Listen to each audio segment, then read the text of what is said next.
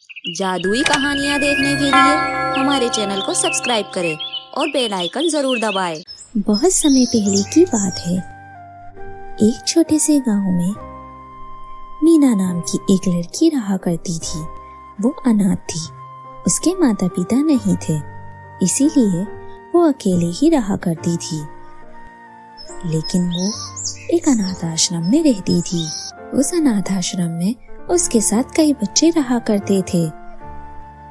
मीना दिखने में बहुत ही ज्यादा बदसूरत थी।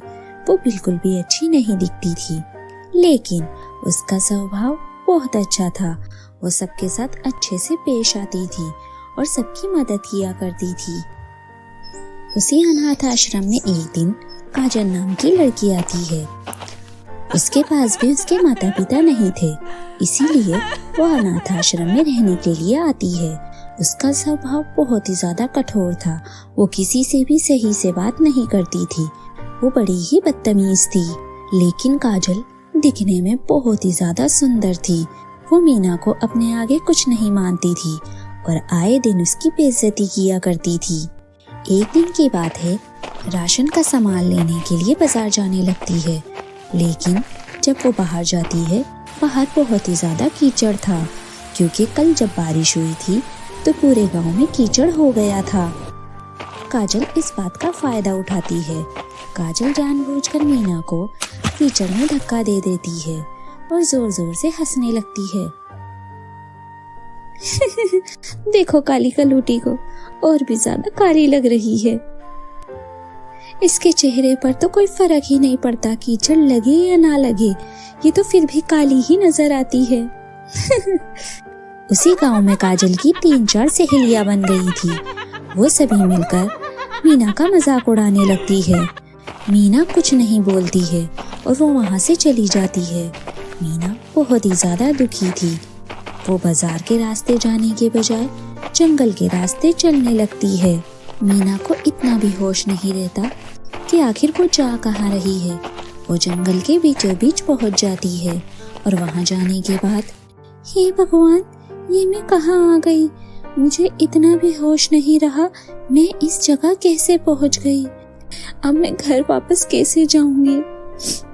मुझे तो समझ ही नहीं आ रहा कि किस रास्ते से मैं जाऊं और किस रास्ते से मैं आई थी। वैसे यहाँ रहना भी बुरा नहीं है, वैसे भी लोग मेरा इतना मजाक उड़ाते हैं। आज काजल ने मेरा इतना मजाक उड़ाया। मैं इतनी बुरी हूँ क्या? मुझे तो समझ नहीं आ रहा कि मैं इस दुनिया में हूँ ही क्यों, जब मेरे माता पिता ही नहीं हैं। मीना तालाब के किनारे खड़ी हुई थी। तभी पानी के अंदर हलचल होने लगती है। तभी वहां से एक सुंदर सी जलपरी बाहर आती है और वो मीना की सारी बातें सुन लेती है। और वो मीना से कहती है, अरे तुम डरो मत, वैसे मैं तुम्हारी मदद कर सकती हूँ। मैं यहाँ पर जो भी लोग आते हैं, मैं उनकी मदद करती हूँ। जो अच्छे होते हैं, मैं उनकी मदद जरूर करती हूँ और मैं तुम्हारी भी मदद करूँगी। ये लो, ये जादुई मेकअप किट है। इसकी मदद से तुम बहुत सुंदर हो जाओगी और साथ ही साथ तुम जो चाहे इससे करवा सकती हो या मांग सकती हो। लेकिन याद रहे, ये किसी गलत हाथ में नहीं जाना चाहिए, वरना इसका अंजाम बहुत बुरा होगा। मीना वो जादुई मेकअप किट ले लेती है और उसे अपने चेहरे पर लगाने लगती है। देखते ही देखते मीना बहुत ही ज्यादा खूबसूरत हो जाती है, मानो वो एक परी की तरह लग रही थी। अरे वाह, मैं कितनी खूबसूरत लग रही हूँ।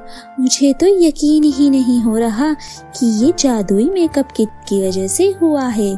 आपका बहुत बहुत शुक्रिया जलपरी, मैं आपका ये एहसान कभी नहीं भूलूंगी।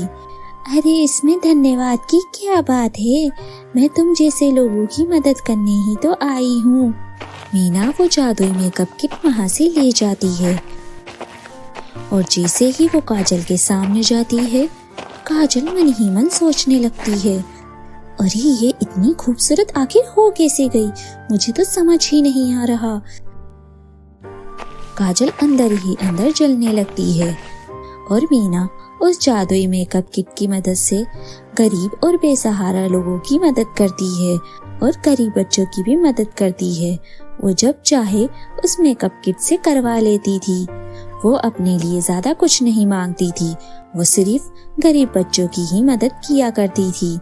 एक दिन काजल उस मेकअप किट को चुराने के लिए जाती है, लेकिन जैसे ही वो उस मेकअप किट को हाथ लगाती है वो बहुत ज्यादा काली हो जाती है।